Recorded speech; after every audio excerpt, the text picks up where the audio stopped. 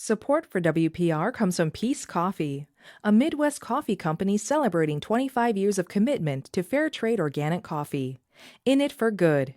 Available at grocery stores and online at peacecoffee.com. On a Monday, it is the State Capitol Report. I'm Kate Archer-Kent. Glad you could be here. You have aligned to Republican Representative Tony Kurtz of R-Wonewoc, a district in the southwestern part of our state.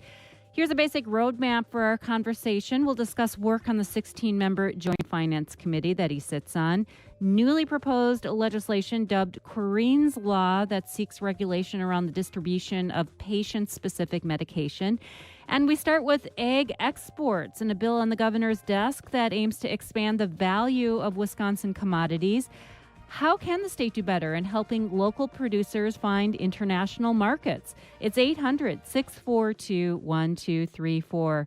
Representative Tony Kurtz's district includes Mauston, New Lisbon, Reedsburg, and Richland Center. Representative Kurtz, welcome back to the Ideas Network. Well, thank you for having me on, Kate, and good morning to all your listeners. Good morning. And the ag exports legislation, let's start there. Passed the legislature on the governor's desk, commits $5 million to boost exports, 25%. How would it do that? Well, first of all, I'm very excited, and I appreciate you bringing that up. This is something that we worked on last session, and got it across the finish line this session. Basically, I want your listeners to understand Wisconsin agricultural products is about a $105 billion industry.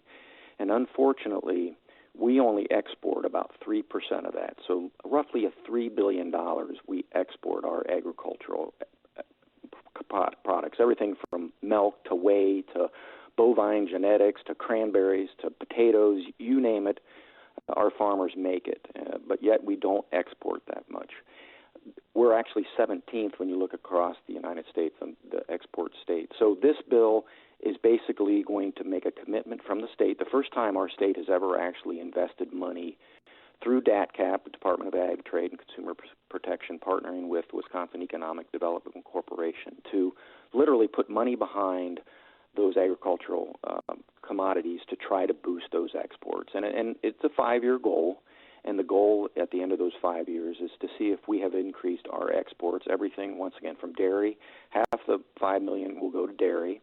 25% of that will go to $1.25 million will go to our meats and vegetables, and then the other ones are other commodities like cranberries, ginseng, etc. So the goal is increase our exports by 25% in 5 years. And I know some people say that's a lofty goal, but I think we need to set some goals, and I know the industries are definitely looking forward to it. Looking at the data, Wisconsin exported nearly $3.4 billion last year in ag and food products to 145 countries. That's according to the state ag department data. Where should we be? Well, if you think about, we're 17th, like I mentioned earlier. I just personally think we can do better. And when I first learned about this, and let's be honest, this is something that the governor brought up last session. He had a special session on ag, and I was sitting there in the chamber, and he was talking about boosting our agricultural exports. His initial proposal was $1 million. It was in his biennial budget. Well, yes, and so we built on that because, once again, it was only just focusing on dairy, and to your listener's point, dairy is half. I mean, dairy is a little less than half. It's like $406 billion on dairy. But we have so many other commodities, when you deal with beef and pork and vegetables and a whole gamut. So we don't want to just focus on dairy. Obviously, that's our biggest thing, and we're the dairy state. But we want to look at all the commodities across the board. And it's interesting, when you look at our top 5 export markets, it's what people would think. It's Canada, Mexico, China, South Korea, and Japan. But when you talk to other the people like Wisconsin cheesemakers, example, they are excited about the Middle East. They're excited about India. They're excited about the micro-Asias, like the Vietnams of the world. So we don't do a very good job as a state in the past of promoting our agricultural exports. And that's why DATCAP has been fantastic to work with. They hired a few years ago a young man from the Wisconsin Economic Development Corporation, and I hope your listeners understand the Wisconsin Economic Development Corporation focused a lot on the manufacturing side of the house and exports those. And using DATCAP and WEDIC's expertise, now we're going to focus on exporting those egg commodities. If you're just joining us, we're talking with Representative Tony Kurtz, State Representative for the 50th Assembly District. You can join in the conversation, 800-642-1234. Representative Kurtz, before we move on to the next topic, if dairy farmers are just trying to stay solvent, they're trying to stay in business, how can they focus on expanding into new markets globally? That takes a whole lot of energy and focus. Well, and that's why DATCAP and WEDIC, they're going to work with farmers. They're going to work with those processors to walk them through the process, because we do have a lot of people that are already exporting to other countries, especially when you talk about cheese. And I have Car Valley cheese in my district, and they're doing exports. But when you talk about especially some of our smaller farms and those specialty products, they may, a country's just not going to take a package here and a package there. That's where WEDIC and DATCAP are going to work with those producers to walk them through. And maybe, a matter of fact, those smaller producers will work with DATCAP, and they'll bundle with other smaller producers to have, like a pallet or a big thing to go ship overseas. So those are the type of things that DATCAP's going to leverage. The other thing is get them in those other countries. Unfortunately, with COVID, a lot of, obviously, international travel has stopped, and then I'm more optimistic in the spring when those trade shows will start opening to travel and that person-to-person contact. And so, they'll take those producers overseas with them, DATCAP and WEDIC, when they take those missions overseas. And I think the big thing is get their foot in the door, start that relationship, and I think that's what DATCAP and WEDIC are going to leverage with our producers. Staying along the lines here of agriculture and the work on Joint Finance Committee, Joint Finance Committee had an executive session last month. Ag Department requested hundreds of thousands of dollars for grants to meat processing facilities to promote meat industry growth in Wisconsin. What is happening there? And that was approved. That was, once again, you talked about the state budget earlier. That was something that was in the state budget. And it's interesting, and unfortunately with the pandemic, one of the things that did come out of the pandemic, a lot of consumers are shopping closer to home. And so for my district, obviously in Richland Center, I have the Richland Meat Locker. They saw their sales expand during the pandemic, and then up in Mauston, I have Wisconsin River Meats. The same thing. Their sales over the pandemic expanded, and I think that's where consumers were shopping closer to home. So how does that affect the meat inspectors? Well, your listeners may or may not know, anytime those Wisconsin River Meats or Richland Meat Locker, anytime they process meat, they have to have an inspector there. And so we need more inspectors in the state. It's interesting, a lot of our meat processing facilities, these small family-owned places are expanding, like the one Wisconsin River Meats expanding with a $3 million addition. Richland Meat Locker, they're going to expand here soon. So it bodes well for our smaller communities and our small family-owned businesses, but we have to have meat inspectors so they can go out and do that very crucial inspection. This is at a time as well when the price of certain types of meat is just through the roof. We also see pressures with fake meat making a run at animal meat. What are producers saying? Well, it's interesting. Well, what they're saying is we'd sure like to see that that increase come through to the farmer, and I would too.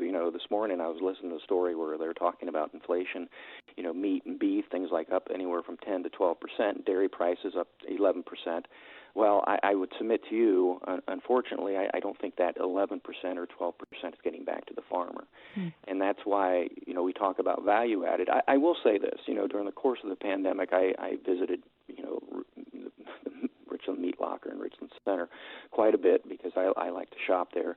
And I guess I look at the price of bacon. Bacon last year at that place was, it was at a set price. It was like $7 a pound, and I know that's expensive for a lot of consumers. But if you go down there today, that bacon's that same price.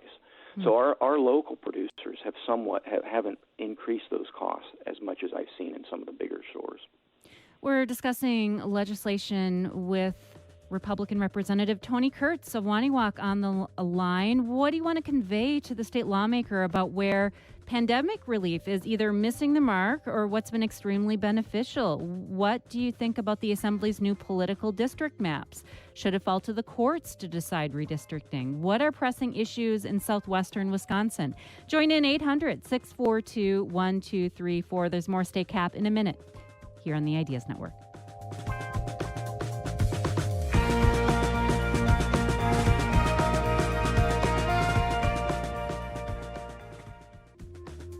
You're with us for the State Capitol Report. I'm Kate Archer-Kent. We have Republican Representative Tony Kurtz of Wonewoc, an organic farmer in Juneau County, on the line.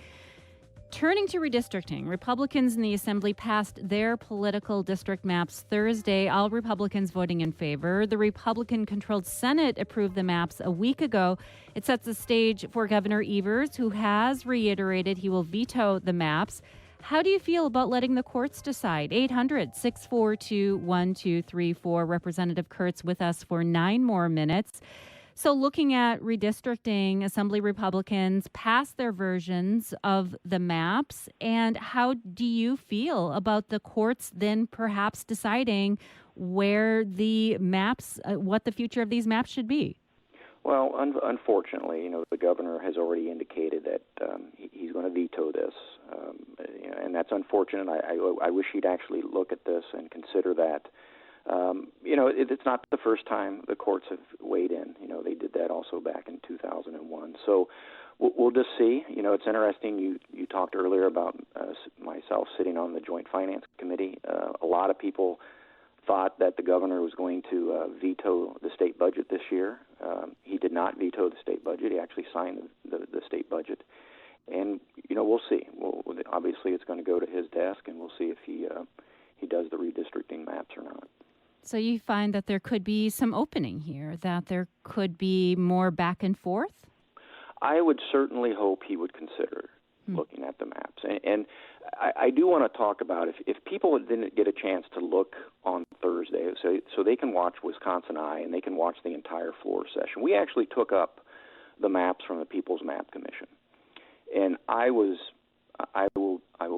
be very honest with you, I was shocked at the number of Assembly Democrats that voted against the maps from the People's Map Commission. As a matter of fact, there was 2 representatives, Representative Sylvia Ortiz-Velez from Milwaukee, that spoke for at least 20 minutes about the inequities in the People's Map Commission. And in addition, you had Representative Lakeisha Myers, who also spoke. So I know some of your listeners, because I know I didn't hear that when I watched my 10 o'clock news, and so I would encourage people to watch the floor debate. You can see that on Wisconsin Eye. It was this past Thursday, Veterans Day, on the 11th, and they can go to wisconsineye.org. So why they can actually see that? Why do you think Democrats are not on the same page with these maps? I just think the way the People's Map Commission, some of the things that happened, particularly in the Milwaukee area, and I would, like I said, encourage people to listen to Representative Ortiz-Velez, because she was very articulate about how she felt that they were not representing minority voters in those areas. And so it was very interesting. I was sitting there. I'll be honest. I was like, wow. You don't see this very often. And so, we will see where the process goes. The governor. I'm hopeful he'll give it serious consideration. But that's where we're at right now. And I do want your listener to understand. It's our constitutional obligation as the legislature to come up with the redistricting maps. We do this every 10 years, and that is our constitutional responsibility per the Constitution. Let me just reintroduce you here. We have Tony Kurtz, State Representative for the 50th Assembly District, talking about legislation and the work inside the Capitol with your thoughts and questions. 800-642-1234. Let's move on to the term bagging, and this is something in the pharmaceutical industry. You propose legislation that would end the use of white bagging, which allows insurers to require medications be bought from certain specialty pharmacies. And this legislation has been dubbed as Corrine's Law. Can you tell us about it? So Corrine is a young lady from the Eau Claire area, and She was 8 months pregnant, and unfortunately, in one of her checkups, she was diagnosed with an advanced case of breast cancer, a very aggressive form, and so she had to. They delivered the baby early, right at the 8-month mark. The wonderful baby boy was born, but 6 days after her delivery, she started chemotherapy to stop, obviously, this horrible breast cancer. And so, in the course of her treatment, her insurance company basically told her hospital that she was going to have her chemo at a different location because her hospital wasn't allowing what they call white bagging. And basically what white bagging is, and it's relatively new, it's about 18 to 24 months when this really started happening. In an attempt to save money, insurance companies are trying to bypass the hospital pharmacy. So, for instance, in Corinne's case, she needed a very expensive chemotherapy drug and then some of these immune therapy drugs. And normally, those are mixed right there in the hospital and then given to the patient. Well, what insurance companies are doing now to save a little money, they will have those drugs mixed in a specialty pharmacy, and a lot of times these specialty pharmacies aren't even in our state, and then they will mail those to the hospital, and then the hospital will use that drug that was mailed and then give to the patient. Well, Corinne's insurance company was saying this is what we're going to do. Her hospital is saying we do not allow white bagging, so Corinne was going to have to go to a whole different provider, and she didn't want to do that, basically because you got to think you're going through this stressful time of advanced breast cancer. You have that relationship with that doctor. You're not going to switch providers in that situation. And so that's where the essence of the law is. We in the state, this is something that we need to stop because in the case of Corinne's case, it affected her care. And in the case of a young lady in my district, her name's Christine, she has psoriatic arthritis. And same thing happened to her. She was told she got her treatment initially in Reedsburg, and then her insurance company said, well, we're going to start mailing you the treatment. Well, when they mailed those, I imagine a lot of your viewers know the mail. Unfortunately, delivery delays. It didn't arrive on time. And so many cases with Christine, her medication did not arrive on time. And that would certainly, mess up the treatment schedule. Just some pushback here. A report from the National Association of Boards of Pharmacies said brown bagging and white bagging models, they reduce physicians' costs associated with buying and stocking these really expensive meds and limit the lengthy administrative process of billing payers for reimbursements. What about those upsides? Kate, that is just their lobbyist talk right there. Because let's think about this for a second. They're going to mail. So in case of Corinne's place, they mailed this drug to the pharmacy. So that pharmacy now has to take that drug. And the other thing, when they talk about cost, especially with somebody that is going through cancer treatment, with that cancer treatment, you can go in one day, and that doctor's going to write what you're going to mix, what the mixture is going to be. And then you come in maybe a week later for the actual chemo. Between that week time, a patient's condition can change. And you have to think. So a week earlier, the doc's writing that chemotherapy, the medication that's going to be used, based on the condition of that patient that day. The patient comes in a week later. They do vitals. They do blood draws, all that stuff. They look at the patients, especially with cancer patients, unfortunately, their conditions can change. And so that medication that was mailed from this specialty pharmacy is based on the condition of that patient a week before. So when that happens, and that does happen, where the condition of that patient changes, they cannot give that drug that was mailed because, once again, that was based on the condition of that patient a week before. So you're saying there is drug waste here Exactly, Kate, exactly. And so that's what the industry, when you really think about it, there's studies, so I can give you studies. There's studies where it's saying there's almost $300 million in waste with these drugs. And these are life-saving, high-cost drugs that once it's mixed for that patient and it changes, they can't reuse that drug. That drug gets destroyed, incinerated. So, we can go back and forth on this data, but this is we're going up against, let's be honest, we're going up against big insurance companies, okay? And there's a lot of money at stake. But at the end of the day, who suffers is patients like Corrine and Christine and all these other people that are not getting their medication in a timely manner. That's the bottom line with Corrine's law. Do you know what the prevalence of these bagging practices is in Wisconsin? How widespread? Well, and that's something that we're getting data. So like I mentioned it earlier, it's about this is relatively new. It's only really been starting about the 18 to 24 months. And so that's something that we're working on right now to see how prevalent is this. And because that's a great point you bring up, how much is this happening? The fact of the matter is, I know the more I talk about this with people, I talked to a friend of mine the other night on the phone. He lives up in Shell Lake. He had this happen to him.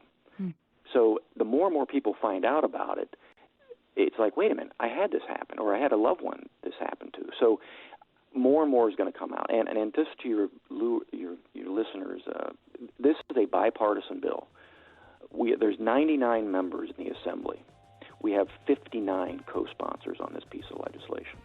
We'll be watching it. Representative Kurtz, thank you for joining us. Thank you, Kate, and thanks for all your listeners.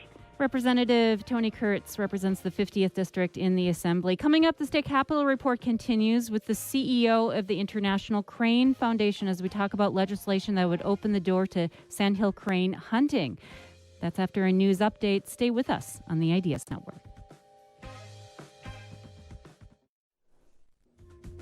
On a Monday, it is the State Capitol Report. I'm Kate Archer-Kent. We are discussing the prospects of the DNR being required to authorize a hunting season for sandhill cranes. This measure was part of a package of 13 bills from Republican lawmakers last month. But the issue, it has been debated among hunters and conservationists for years. And now your thoughts. Do you hunt birds? Should the state open a hunting season for sandhill cranes? It's 800-642-1234. Rich Belfus is president and CEO of the International Crane Foundation in Baraboo. Rich, welcome back to the Ideas Network. Thank you. Good morning. Good morning. So the Republican proposed bill would establish a sandhill crane hunting season, but there are conditions and caveats. Can you explain what's being proposed here in this legislation? Sure. Yeah, it is would be a limited hunt that is being proposed in the legislation. There's not a lot of details around it, but it would be a fall hunting season in Wisconsin for the birds, and it would be implemented by the DNR if it is approved by legislation. So it would be the first sandhill crane hunt in Wisconsin. Would the DNR have to first do some research as to how many sandhill cranes could be taken? We certainly hope so. That's a little bit unclear how that comes out of the legislation, but we would certainly hope there would be more research on a number of things, really understanding the population in Wisconsin, vulnerable areas. There are many areas where hunting would be could cause some real problems in some critical roost sites near whooping cranes that have been reintroduced in the state and other places. So there's a lot of thought that would need to go into a hunt if it was approved. We're going to talk further about whooping cranes and the challenges there, but a similar bill was proposed here in Wisconsin in 2011, did not pass. Can you give us some history and context of hunting cranes in Wisconsin? It's so kind of big picture. Wisconsin has just a wonderful sandhill crane, conservation success story. I mean, this is a bird that was almost lost from Wisconsin. There was beautiful writing in the 1950s from Aldo Leopold about the prospect of the very last sandhill cranes in Wisconsin flying off into the Netherlands. And so they've made this remarkable recovery, and the numbers have picked up a lot. We have more than 90,000 birds that now fly through the eastern part of the U.S. As sandhill cranes recovered in Wisconsin, they've spread east. Now they have good populations in Michigan. They're breeding again in Ohio. All of this for the first time in more than 100 years. So that's been a really exciting story. And that's also raised interest in hunting the birds in the eastern part of the U.S. as the numbers have grown. We have some really specific concerns about the breeding grounds here in Wisconsin, and about the prospect of hunting here on their breeding grounds, the conflict with reintroduced whooping cranes and other issues. So we've had concerns here, and in the past, those concerns have prevented the bill from moving up to the governor level. I think there hasn't been strong support for the bill, strong enough for it to be passed. And I think that's still the case. I don't think a majority of people in Wisconsin support a hunt, but there are some who do support it very strongly, and they may well have very good reasons for wanting to hunt them. But we feel Wisconsin is not quite ready for a hunt yet. So. It sounds like sandhill cranes, though, are really thriving in many areas of the country. Sandhill crane hunting is legal in at least 15 states. How healthy would the population have to be for the foundation to support such a hunting bill? Well, so the problem we're looking at right now is that the population is very healthy. I want to be clear that population is healthy and growing, and a small hunt could be supported in Wisconsin. I mean, could be carried out in Wisconsin without driving the population back down to extinction or loss from Wisconsin or something dramatic like that. We know that, but I think that there's other issues at stake here. They are a bird that worldwide, and certainly here in Wisconsin, really captures the imagination of a lot of people. It's a bird that we have very close social and cultural ties to. When the DNR evaluated the hunt, they came to the same conclusion. They could be hunted, but they're not sure that's the right move for the state of Wisconsin for a number of reasons. And I think that's part of the conversation. That's not an easy part of the conversation, but we've heard from our members and from lots of other conservation-minded folks in Wisconsin who are really concerned about prospects of a sandhill hunt, how it might affect the birds, which are now back in our lives all over the states. People love seeing them in parks and in all different protected areas, and even on farmlands across Wisconsin. And it's exciting to folks. So the real concern that's been raised with the with the hunt, is that cranes are a threat to crops, that they cause crop damage in the state. And that's really, at the International Crane Foundation, that is our focus right now on solving the issue of crop depredation, loss of corn and sometimes potatoes and other crops. And that's what we would like to solve for a lot of reasons. And we feel that's the number one issue with sandhills, and that problem can be solved without a hunt. We're going to get more into the crop situation. Let me reintroduce you. We're talking with Rich Belfus, who has been the president and CEO of the International Crane Foundation since 2010. You can join in. How would you feel about the state creating a hunting season for sandhill cranes? Are you a farmer? How do you prevent cranes from eating out of your fields? 800-642-1234. Let's bring on a caller now. Gary is joining us from Boscobel. Hi, Gary. What are your thoughts on sandhill cranes? Well, I do a lot of outdoor wildlife photography here in the Grant County and Crawford County, and I used to spend a lot of time along the Kickapoo River and even the Mississippi River in lower Wisconsin.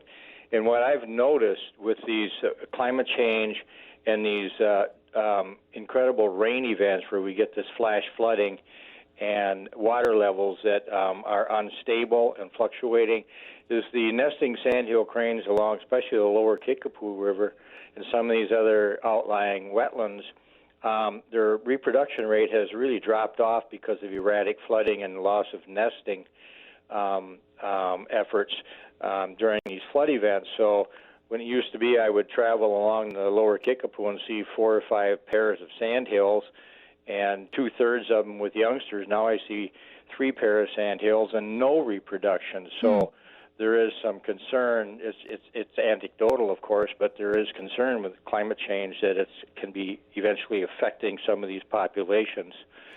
Gary, thank you so much for those citizen scientist observations there, Rich. What is the impact with climate change? Yeah, that is such a great point. There's really 2 good points in there. One is we don't know the impact fully of climate change. We know that we're getting more erratic behavior, if nothing else, climate behavior, and so we can see more flooding, like the caller described, and other problems that can really affect nests. I think that may be anecdotal information, but it's very interesting and helpful as we put together a picture. The other issue, though, is it just points out there's a lot we don't know about this breeding population in Wisconsin. And in the core area that we've studied, near Baraboo for more than 30 years, pushing 40 years now. In that core area, we're seeing definitely decline in breeding productivity. We think the birds have kind of, what we would call saturated that area.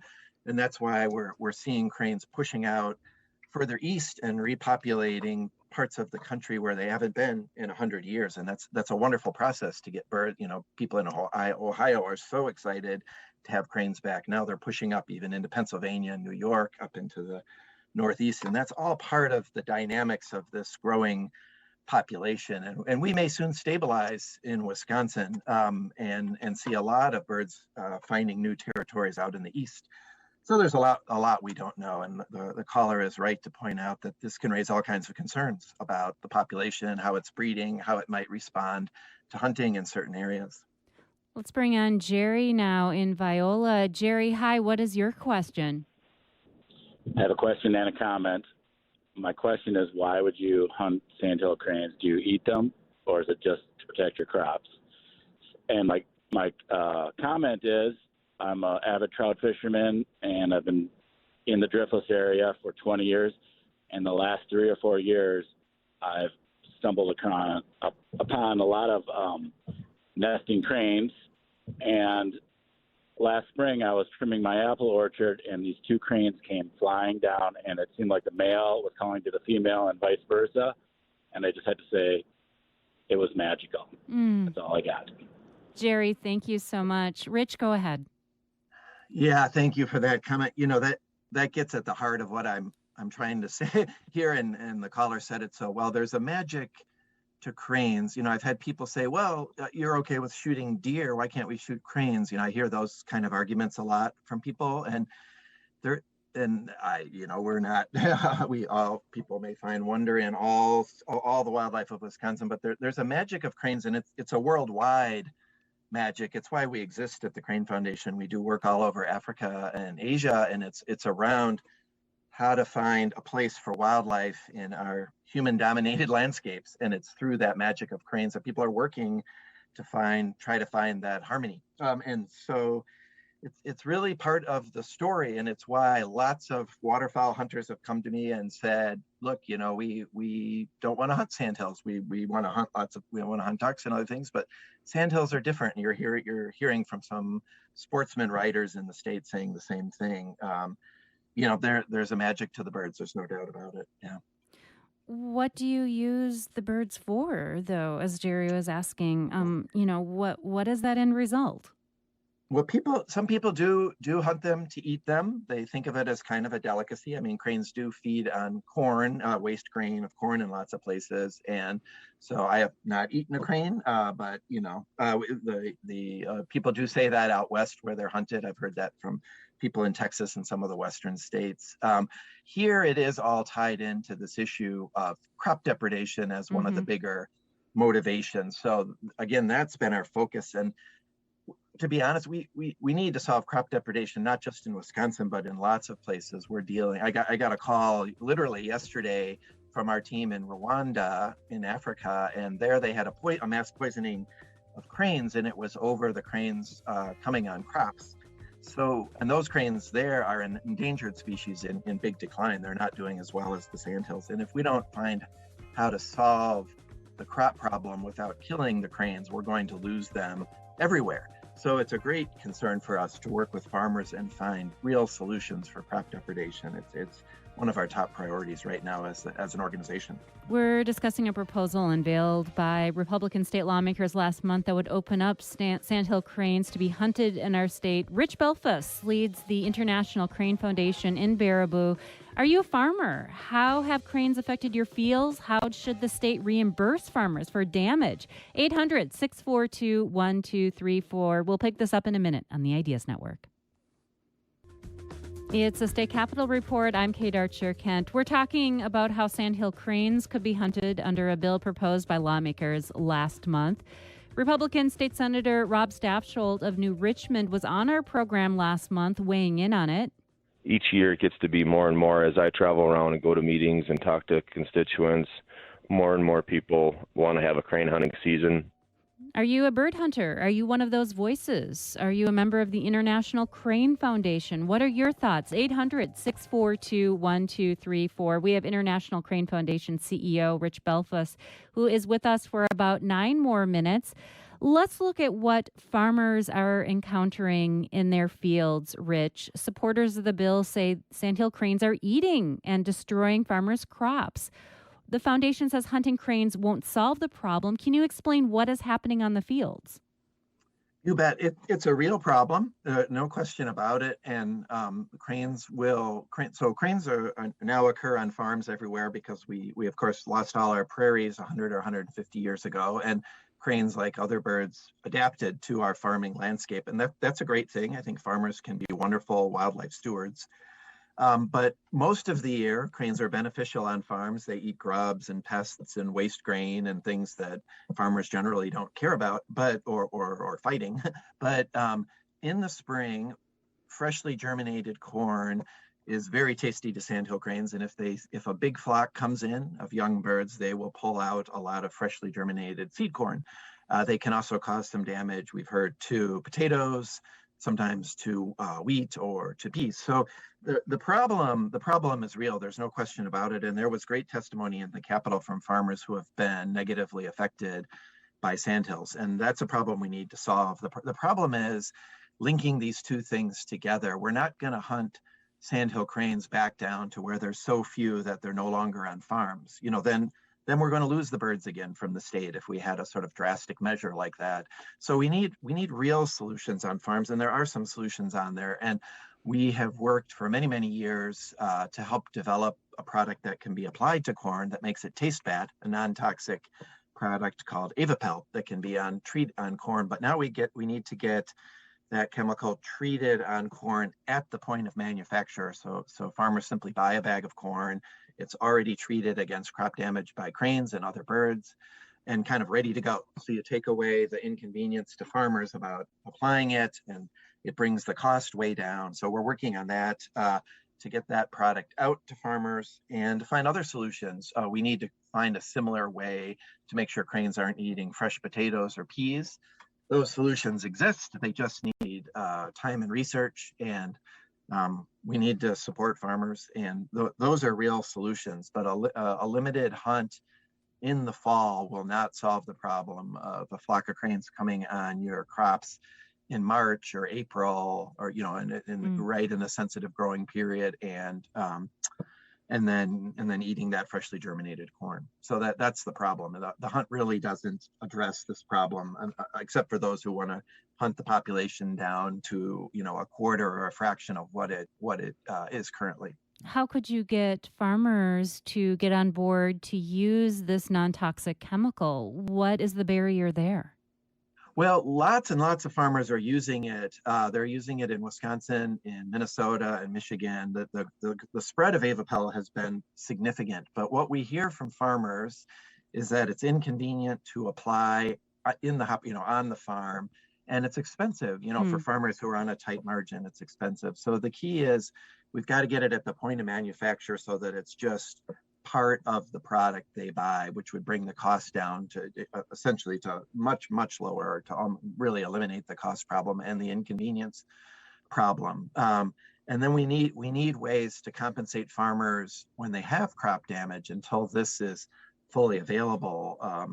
Some people want the hunt so that it will trigger the cost abatement program, the damage claims program that would help get some money to farmers, but the problem is that's a very limited fund and would be exhausted right away. So a few farmers might benefit from crop damage payments that would be triggered by a hunt, but it's really very few that would benefit before that would be exhausted. So again, we need real solutions, and I think representatives on both sides really understand that problem and have said that this hunt is only a small piece of it. There's a lot more we need to do, and we are very happy and really focused on working with lawmakers and farmers to really solve this problem.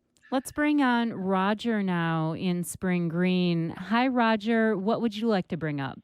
Hi, I want to bring up that there's actually a reason to not have the hunt to protect hunters, because what are the legal penalties if they were to accidentally shoot a whooping crane, and what training could be done, like maybe a 3 to 4 hour training session if they were going to get a license. Roger, thank you. Rich, what are the potential challenges there with having around, is it 80 whooping cranes in Wisconsin? That's right. Yeah, the whooping crane is the rarest bird in Wisconsin. We've been reintroducing them for about 20 years. They were lost from the entire eastern half of the U.S. about 120 years ago. So, yeah, in trying to bring them back. Now, some people will say, well, this whooping cranes, if you've seen one, is a huge, very bright white bird. They're quite a bit taller than sandhill cranes. Why would somebody mistaken those? But the chicks of whooping cranes are actually brownish and not that different from sandhill cranes, the juveniles that are not full size that they hatch each year that grow up in Wisconsin. And we're concerned about low light, early morning conditions when the hunting typically occurs, and that confusion could occur. There's been some hunter education proposed with the bill. It oddly sunsets out after just a couple of years. I don't understand that part of it at all. It certainly, you would want a permanent hunter education program around separating not only sandhills and whoopers, but other birds that can and can't be hunted in the state. And that's always a good thing, I think. But we do have concerns, and we want whooping cranes to thrive like sandhills and spread over the state. And that would put a lot of pressure on where the hunt could occur for sandhills if it were pushed over to the DNR. So I think people who are concerned about whooping cranes coming back have the right to be to be concerned, because that's been a very long and challenging process to bring them back from full extinction in the state. Linda now in Pewaukee. Linda, what would you like to add? Oh, hi. Yeah, this is kind of part of a broader issue. And the question is, should the goal of protecting a species or letting it repopulate the state, should the goal always be to get the numbers high enough so that they can be hunted? Yeah, you raised such an important issue there, which is, we kind of know how to deal with rare species. We have an Endangered Species Act. We have certain protections that come in when something is rare, but how do we keep flourishing species flourishing? When should we just celebrate the comeback on the land that people can see sandhills, for example, all over the state? And that's a good thing. My hope is that wouldn't immediately trigger, so to speak, the need for or the desire for a hunt, just because we can see more and more of them on the landscape. So I don't know what people ask that a lot, what number would be too many to have in Wisconsin. I don't think we'll hit that number if we solve the crop depredation problem, and we will, because the cranes will continue to push east. They'll continue to populate available habitat all across the eastern U.S. We'll see breeding birds in places they haven't been again in hundreds of years. So Wisconsin doesn't have unlimited places for cranes to breed, and they'll spread out. And that's what we would love to see. So very quickly, a sensitive question here, I understand, but nevertheless, if this legislation would pass and an open season for sandhills would be created, would that be grounds at all to move the location of the foundation out of state? No, we're a part of Wisconsin. We have no intention of leaving the state. We work worldwide for endangered and more common cranes like the sandhill cranes, and we would stay right here. We like being right on the urban rural edge of Wisconsin, I guess. We like working with farmers and landowners out in rural Wisconsin as much as we love to work with other supporters from cities, members from big cities in Wisconsin. So we are committed to working all across the state here, and as I said, we work internationally, so we have lots of programs overseas. Rich, thank you for joining us. Thank you so much. It's great to be here today. Thank you. Rich Belfus, CEO of the International Crane Foundation on the Ideas Network.